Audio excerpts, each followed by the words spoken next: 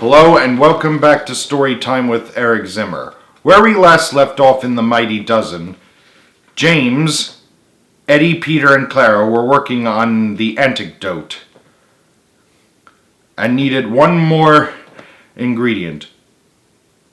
But at one point, James suddenly got a superpower. And he transformed into a monster, similar to the Hulk. I can only imagine what he's gonna do now. This is gonna be a pretty long chapter too, so it's most likely gonna be in 3 or 4 parts. I'm sorry, but this only allows me to do 13 minutes at a time. It splits it in 13 minutes, I don't know why. So I apologize in advance. Still, you ready? Alright, let's begin. Chapter 11. James's Reno Rampage. Now, of course, the news about the Mighty Nine got out quickly. The following morning, a newsreel showing footage from the disastrous episode from the streets of Reno was shown on ABC News. A photo of each member of the team was shown as the announcer recalled the details of what had happened. Being on national news, the families and friends from everybody's respective state and hometown saw this. But I'm not going into details about it as it will derail the story. You will learn more about these characters in sequel stories that are currently in the works as we speak. Meanwhile, back in Reno, Mayor Goodman was watching the newsreel on TV in her office, shocked and in disbelief. She slumped into her armchair. How could this have happened, she said to herself. How could superpowers give these poor innocent youngsters such trouble? How could the army do this to them? At that moment, the double doors burst open. It was Sergeant Roy Hicks, out of breath and holding the morning newspaper in his hand. The headline read, Mighty Nine Superheroes Imprisoned in Area 86. Underneath was the subheadline, Team Leader Police Detective James Reitherman in Hiding. Goodman was surprised. Mayor Goodman, panted Hicks, it's all right. We've apprehended the villains. He slumped into a chair opposite of Goodman, who was completely gobsmacked by what she was hearing. Villains? Villains? Goodman exclaimed. Sergeant Hicks, those villains are heroes. Detective James Reitherman and Catherine Nordberg, along with their gang of friends, are the ones I asked to investigate the glowing meteor that crashed on the shore of Pyramid Lake. Hicks jerked his head up out of a daze. Wait a minute, he said. Didn't Reitherman and Nordberg attend the Pyramid Lake summer camp nearby as kids? Yes, all of them did. That's probably why James and Catherine must have asked them for backup. The glowing meteor must have had some kind of sonic radiation that granted them superpowers. I've been to that summer camp a few years, said Hicks, reminiscing. The couple that ran the camp. What were their names? Arthur and Frances Gammelthorpe? Yes, that's it. They were so nice and welcoming to colored campers, even during segregation. Pay attention, Hicks, snapped Goodman, slamming the newspaper down. Please, call me Roy. Roy, said Goodman, slightly calming down. We need to convince General Henderson to release them from Area 86 and find Detective Reitherman. Hicks looked remorseful. They're all good people, he said quietly, especially Detectives Reitherman and Nordberg. But I swear, Janet... You don't mind if I call you Janet, do you? No, it's quite all right. I swear, Janet, I had no idea who they were at first. They were all wearing superhero masks. And as for Henderson, he will not be easy to convince in releasing the Mighty Nine. We don't always see eye to eye, and they did cause a huge mess in Reno. But I will say this. If I were the general, and I had just discovered the truth about them, I would gladly go to Area 86 and personally release them myself. I appreciate you for owning up, Roy, said Goodman. Wait, there's more, said Hicks urgently. Henderson wants more power as general, and I've discovered his secret. He wants to turn the state of Nevada into a military state and eventually take over the entire nation. Goodman stared open-mouthed at Hicks, unable to say anything. I think Henderson's more than 40 years in the army has completely destroyed any feelings or emotions he had. If he had any to begin with, Hicks continued. He'll stop at nothing to get what he wants, but if President Ronald Reagan finds out... Which is all the more the reason to save them, said Goodman, snapping out of it. Janet, we can't just march into Area 86 and demand their release, said Hicks incredulously. You have any idea what Henderson does to his prisoners? I've heard rumors, yes. But those two lovers mean a lot to me, and their camp friends mean a lot to them. I have to try. It is preposterous to go to Area 86 alone. But that's why I'm going with you, said Hicks, suddenly smiling. What? That's right. I shall personally take you to Area 86 myself. You will, said Goodman excitedly. Then she faltered. But wait, what if Henderson finds out what you're up to? Let him try to stop me. Besides, Hicks said, leaning with a little smile, I never liked him anyways. Goodman couldn't help but laugh, but at the same time she appreciated the fact that Hicks was more than willing to risk his life, and title and rank, to help her and free the Mighty Nine. However, just as she was about to get up, another newsreel came on, attracting their attention.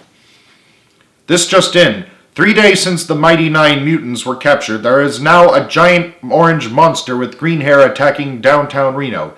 The monster has been identified as leader of the Mighty Nine, Police Detective James Reitherman. A photo of James in his police detective uniform was shown. And here's some live footage of the scene of the fiasco. Footage showed a fully transformed James roaring with rage, throwing things like hot dog stands and trucks at people, especially those who did not run but mocked his ridiculous appearance instead.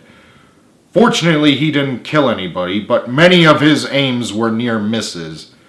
Run, puny humans! Run before I crush you all with my bare hands! James roared in the footage. Where are you hiding, Pink Lady? I smash Pink Lady!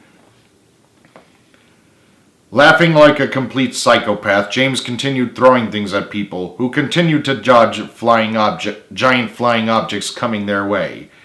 Hicks and Goodman stared in horror as they watched the newsreel, and at each other, unable to say anything.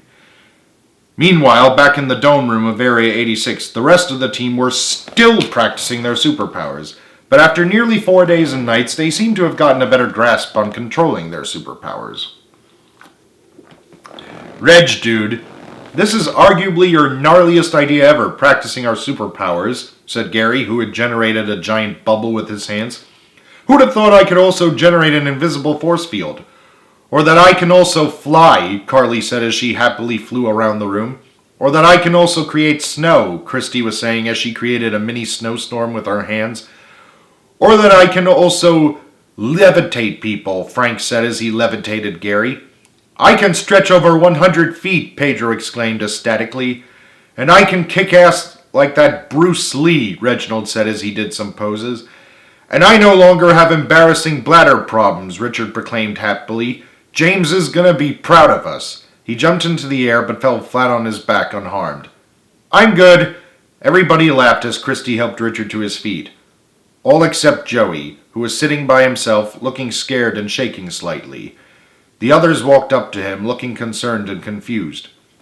Joey, why haven't you attempted to perfect your super belches? Asked Carly. I'm scared to, said Joey timidly, for my burps are way too dangerous. But Joey, said Richard, your destructive potential is part of the reason why we love you. Suddenly, Joey grabbed Richard's arms and started shaking him uncontrollably, scaring the others. Do you not understand? Joey shrieked. No more spicy enchiladas. I gotta guard against even the slightest hiccup. No more spicy foods, Gary cried out. I feel your pain, dude. As everyone looked at Joey with sympathy, Frank suddenly remembered something and looked guiltily at Carly. Carly, I'm sorry. About what? About saying all those nasty things about you. And Joey. I'm also sorry I implied that we didn't care about you. We do care about you. It's just with Jimmy losing his mother when he was 8 years old, everything that happened in Jimmy's childhood and suffering from post-traumatic stress disorder. Well, you get the idea. Plus, Arthur was always very fond of him all those summers at the camp at Pyramid Lake, and the fact that he passed away last holiday season, it's been a lot for him and you. It has, sighed Carly. It really has.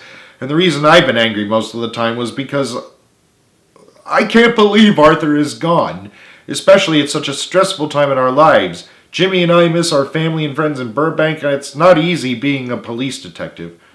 But Carly, said Christy reasonably, you all know how sick Arthur was, and he's been mighty upset ever since Francis died. The important thing is he's not suffering anymore, said Richard. And we don't want you two to suffer just because he's gone, said Pedro. But his summer camp was where we all first met, said Carly. Yes, Jimmy and Gary and I went to school together, but we first met at the camp along with the rest of you. And now the man who brought us all together is gone. We never even got to do a tribute to him. I just hope James doesn't do anything crazy, said Frank, suddenly looking uneasy. Like what? Asked Joey. Like commit suicide. The others gasped at the idea. Frankie, Joey cried. Jimmy may be crazy at times, Christy interjected. Aren't we all, Christy said. Aren't we all, interjected Richard. But he would never do anything like that, said Carly indignantly. And I'll have all of you know this. Jimmy once said that he cannot live without me. Are you implying he'd kill himself if something bad happened to you? Frank asked. Before Carly could answer, whoosh! Everyone looked up and saw several fighter jets zooming over the dome's roof. What in the hay is going on here? Christy asked. Why are those fighter jets heading towards downtown Reno? Carly got an idea. This would be the perfect opportunity to test my new flying skills. Carly flew up to the top of the dome. Since she didn't have wings, a pink whirlwind would appear underneath her and keep her hovering in the air. Carly squinted her eyes to see what was going on as she reached the top and peered through the carbonium. From what Carly could see, there was a faint view of James rampaging through downtown Reno where the fighter jets were heading. Despite her superpowers, it did not give Carly supervision, so she couldn't make out that the monster was actually James. Slowly but surely, she descended back down to the ground on her little whirlwind. Well, what is it? Gary asked. Is there trouble in the Highlands? Inquired Reginald. Reggie, said Pedro under his breath. Guys, said Carly, looking a little uneasy, there's some kind of giant orange monster attacking downtown Reno. The others were startled by this news. Richard pondered for a moment or two. He said, scratching his chin. Let's see. Orange. Who do we know is Orange? He paused. Drawing a blank. Everyone looked at Richard in amazement, even though they had no idea who the monster was themselves. But before anyone could answer him, Reginald spoke up. Well, whoever or whatever this giant monster is, as the Mighty Nine, it is our duty to fight bad guys and protect these parts of the U.S. Highlands. Right, Frank agreed. Let's roll, everybody. Everybody prepared to leave the dome room, only to be blocked by Sergeants Parker and Thompson and General Henderson himself. You mutant freaks aren't helping anybody, Henderson said, sternly holding out his hand. And to his right-hand man he said,